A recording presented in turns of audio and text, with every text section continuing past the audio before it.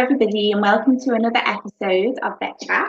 Today, I'm delighted to welcome our guest, Laura Playforth. For those of you who may not know Laura, Laura is IVC Evidensia's Group Quality Improvement Director and is responsible for driving a culture of continually improving care delivery across 20 countries in Europe and Canada.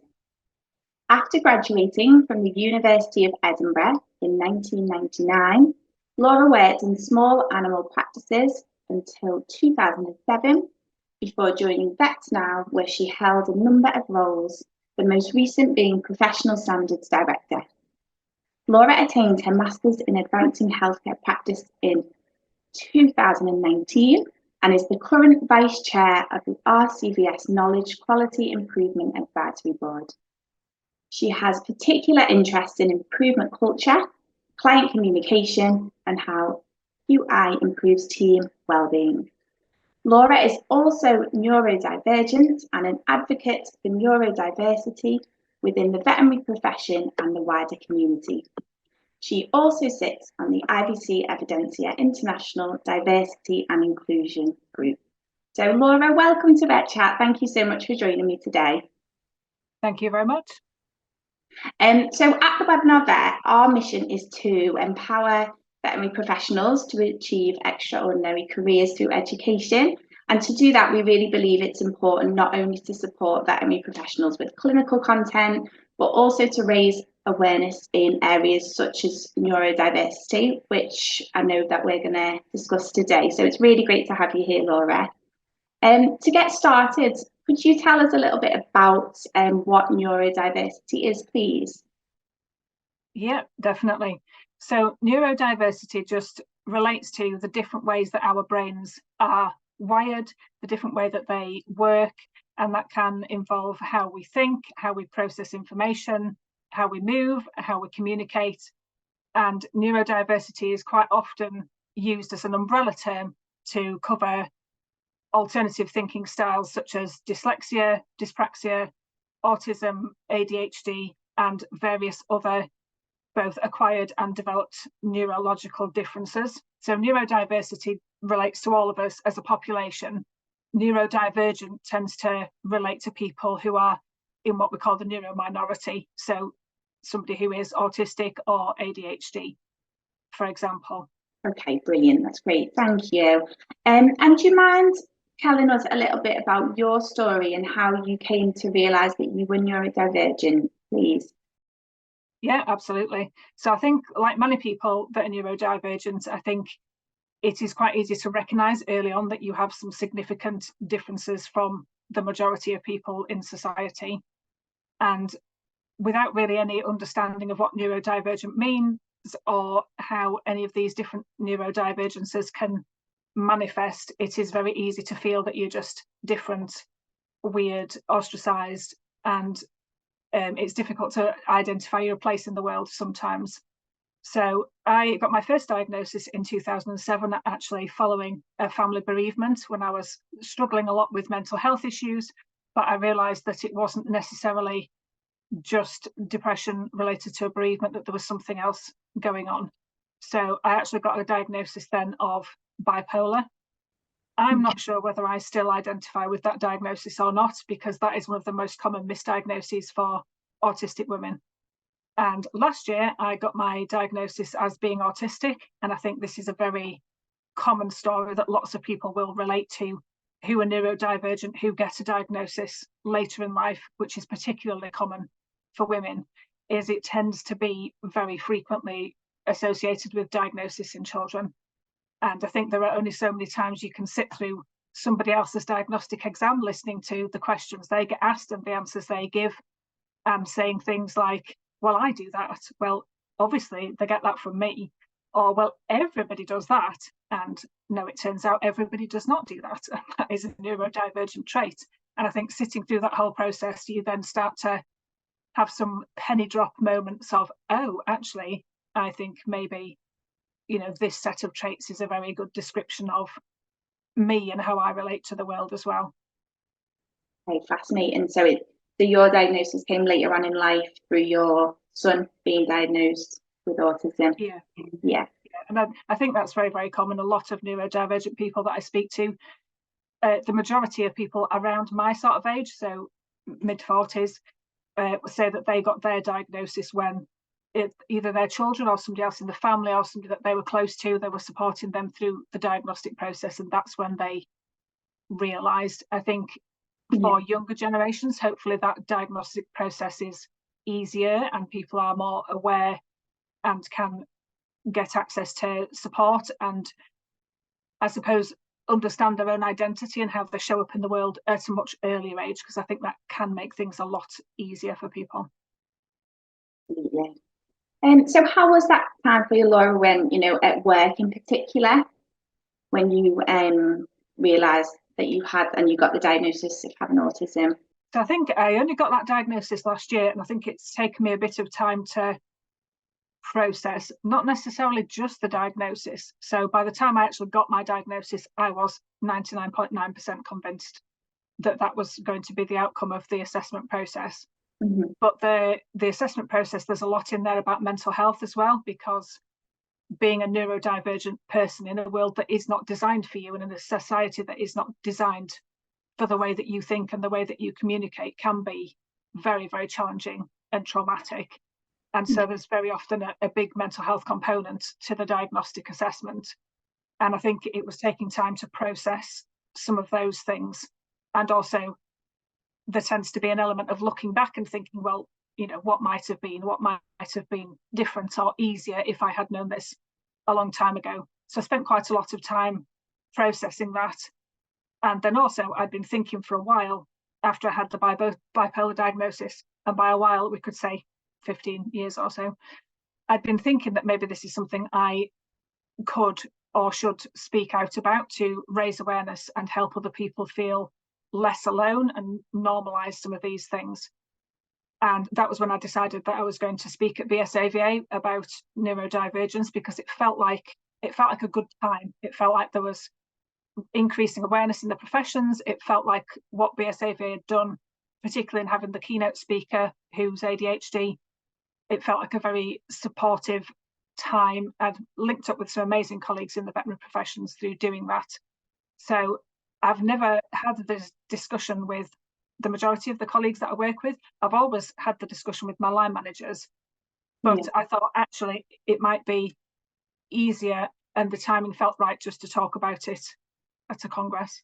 Brilliant. And how's this sort of feedback from that been that you've had since speaking out? It's been absolutely phenomenal. So I've had a lot of people contact me from both within IVC Evidensia, some people that I work with closely, some people that I don't work with very closely, but also a fair number of people have contacted me on LinkedIn as well to say that they were happy that, we were talking more about neurodiversity. It's getting out there more in the profession, more in the wider world, that they felt a lot of what we talked about on the day was very validating and they felt less alone with a lot of things. And lots of people have just come to talk to me about the fact that they know that they're neurodivergent, but it's not something that they necessarily talk about publicly, but they felt comfortable sharing it with me, and we've had some really good conversations. It's been really positive and helpful. Absolutely nothing negative at all about it. Oh, that's fantastic. Brilliant. So on a similar note, what do you think veterinary teams can do to better recognise and support colleagues who might be neurodivergent? I think it's really important to do things like this podcast, actually, and to raise awareness and to start opening up those conversations. And I think setting the scene of why this is so important is there is published papers that they reckon that 15 to 20% of the population are neurodivergent, and that it is very significantly overrepresented in STEM professions, especially caring professions and especially professions working with animals. So I think we could safely say that 1 in 5 of our colleagues is highly likely to be neurodivergent. And as I've alluded to, it can be very difficult in society dealing with things that you find very challenging, and a society and social communication that just isn't, it's designed for somebody who is very different to you. So I think anything we can do to raise awareness and increase understanding is a really good first step. and then we can increase awareness of what neurodivergent traits might look like, and generally be open-minded about colleagues and act to help and support each other, whether we think people are neurodivergent or not, I think is important to me. Absolutely. Did you know the Webinar Vet has a public community Facebook group? We want to ensure veterinary professionals have a place to stay in the loop with everything that's happening here at the Webinar Vets. In this public group, you can chat and network with other veterinary professionals from across the globe, get exclusive updates, content recommendations, and so much more. Pop and say hello to a community of over 2,000 veterinary professionals by searching the Webinar Vet community on Facebook. Brilliant. So are there any sort of practical tips that you could share for veterinary practices to create a more inclusive environment for neurodivergent employees? I think it's really important to be open-minded and supportive generally, and aware of differences. And I think what I found personally is engaging a lot more with the neurodivergent community and talking to people and understanding differences. There are a lot of things that are very different in the way that people process information, in the way that they interact socially, in the way that they think about things and problem solve. And if you learn more about that, you can definitely be more open-minded and supportive of colleagues when they're struggling. I think having psychological safety, I know that's talked about increasingly in the professions, is incredibly important for all team members, but particularly anybody who feels that they are generally marginalised by society. It's particularly important to feel safe to speak up and to feel included. And I think supporting people's adjustments in work as well is incredibly important, and just making it normal for, if people need to use e-readers, or if they have to have a quiet room, or if they wear ear defenders, just making that an okay thing to happen in practice, and actually actively supporting other people. And really importantly, making the most of people's strengths, because neurodiversity is a difference, it's not a deficiency. And we tend to, as neurodivergent people, have what we call very spiky profiles, which I'm sure some people will be aware of. So some really great strengths, but also some areas where there might be additional struggles or need for support. So I think making the most of people's strengths as well, and that thinking differently. And I think I work in quality improvement, and diversity of thought is incredibly important. And neurodivergent traits tend to be thinking outside the box, thinking very differently, taking a different approach to problems. And obviously that's incredibly useful, not just in quality improvement, but in teams in general. So I think it's important not just to focus on where people might need more support, but also to focus on what they can really bring to the team and maximising that in their roles as well. Absolutely. That's really good insight. Thank you, Laura. How do you think the veterinary profession as a whole currently approaches neurodiversity, in your opinion? I think we're making real strides in the UK towards raising awareness. I think the work that's been done with the Mind Matters initiative is phenomenal, and there's resources on the website that can give people a bit of an introduction into neurodiversity. And I think, as I said, the discussion at BSAVA, having a full day at Congress devoted to neurodiversity and also a neurodivergent keynote speaker, was incredibly powerful and was really engaged with really well. There's been some amazing research by Kirsty Pickles looking at neurodivergent people within the professions, which is very interesting for people to have a look at and understand a little bit more. So I think we're definitely doing better.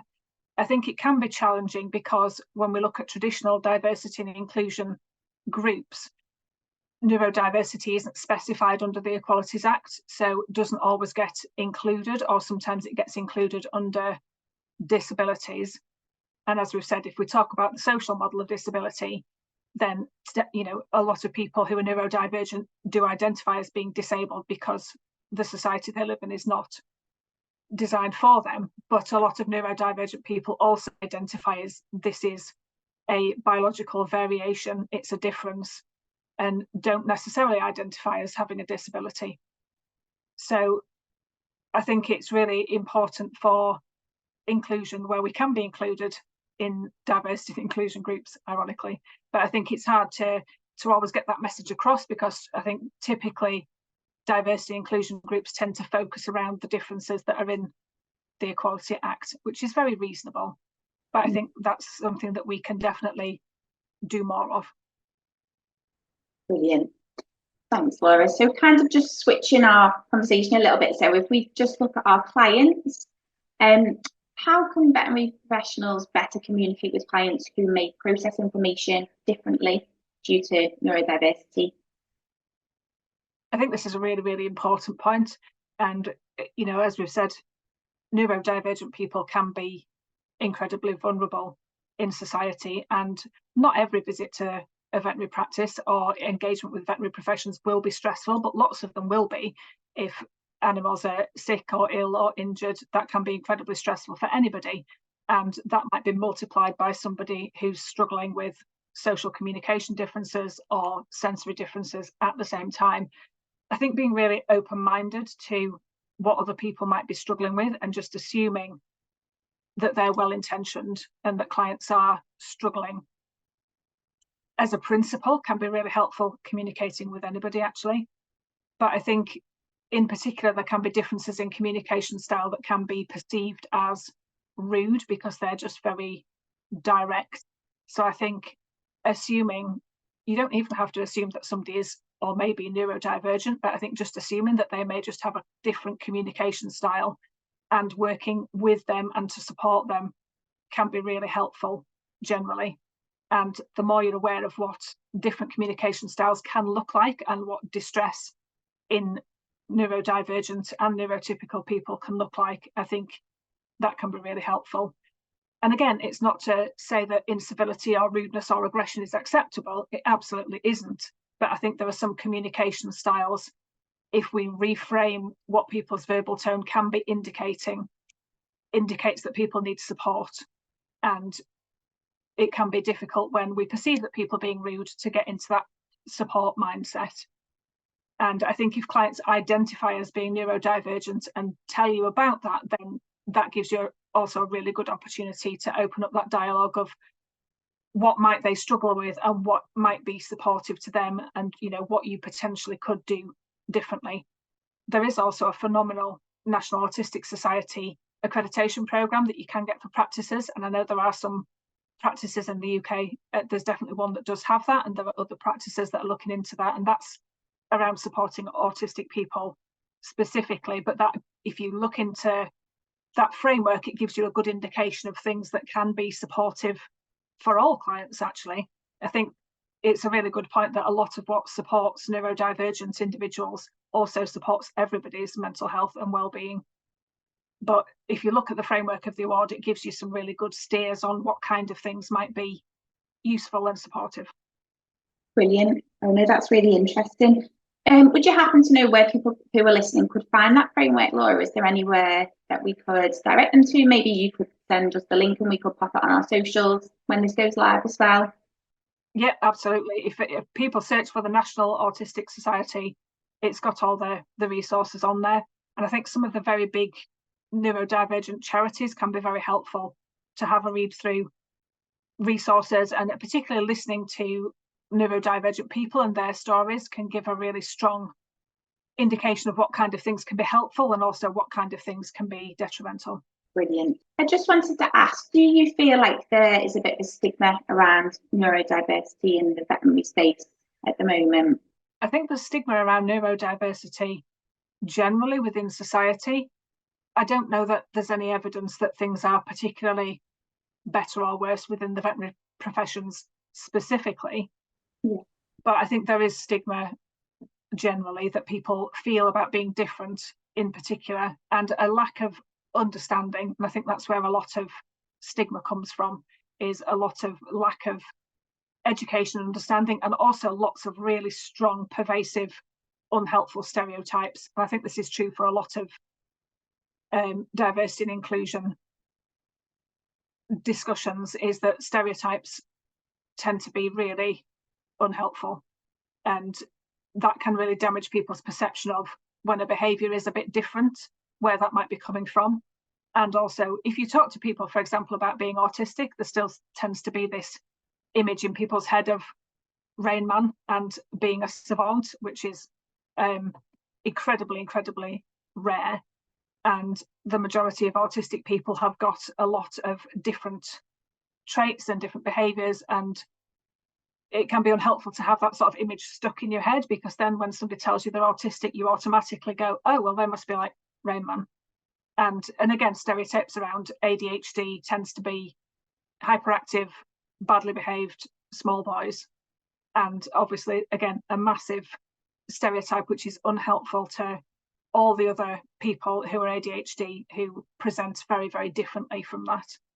And sometimes are not hyperactive, also come in all different ages and genders.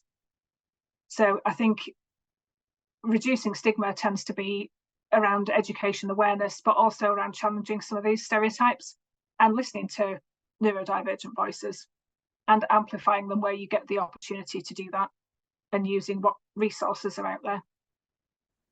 Brilliant, thank you, Laura. For anybody who's listening who might have suspicions that they're autistic, what sort of advice would you give them based on your own experience about maybe speaking up or speaking to somebody? Is there anything that you'd like to share around that? I think the diagnostic journey can be a challenging one, and that goes for anybody of any age. It can be difficult. There are very long waiting lists in the UK on the NHS at the moment. So whilst I think pursuing a diagnosis is definitely the right thing for some people, it's not necessarily the right thing for everybody. So I think that it's definitely very valid to go out and connect and read lots of information, like I say, from some of these charities, to maybe connect with neurodivergent communities online or in person, or as you say, speaking to neurodivergent individuals can be very helpful and very reassuring. And within the neurodivergent community in particular, self-diagnosis is completely valid and accepted. So because diagnosis is a privilege and it's not accessible easily to everybody. So I think that's one thing to be aware of. As I've said, processing my own diagnosis, it's something that you would be well advised to have a good think about before it's something you go for, and also to make sure that you've got appropriate support around that as well. And again, getting support from other neurodivergent people, from friends or family, from professionals, if that is available to you, can be really helpful. And having a diagnosis has been incredibly validating and helpful for me, but it is also completely valid to self-identify and learn more about the community and do things in a different way as well. And I think in terms of speaking up, it's something that I felt I should have done for quite a long time and gave myself a bit of a hard time about it. So what I would say to other people is definitely don't do that. If you want to speak up and raise awareness, then I would have a chat to friends, family, maybe professionals about the pros and cons of doing that, and have a good think about it before it's something you decide to do. But 100% don't give yourself a hard time for not doing it, because it's got to be right for you and it's got to be helpful for you as well as being helpful for other people. So life is hard enough is one thing I've learned, without giving yourself an additional hard time about other things that you feel like you should be doing. So I hope that's helpful for people, because as I say, it can be a bit of a rocky road, but I think engaging with the community and getting support and feeling part of a community and meeting people who are similar to you actually and have got similar strengths and similar struggles and similar interests can be incredibly life-affirming and validating, particularly if you have always felt very different to the majority of people. Brilliant, Laura. Thank you so much. We are just out of time, but I just wanted to say a really big thank you. I've really enjoyed listening to all your insights. Thank you for sharing all your experiences with our listeners. Is there anything else you want to share before we wrap up today? Well, firstly, thank you for inviting me. I think it's been a real privilege and a pleasure to come and talk to you, and thank you for being allies to the neurodivergent community. And that also goes to everybody who's listening to this podcast as well, is thank you for engaging and listening. And also a message to anybody who is neurodivergent or who feels like they might be neurodivergent, just to say that you're not alone and things are changing and there's a lot more awareness out there at the moment, and things are getting better. Oh, thank you, Laura. I think that's the perfect place for us to finish today. Thank you so much. Really enjoyed the conversation. Thanks. Take care. Bye. Bye.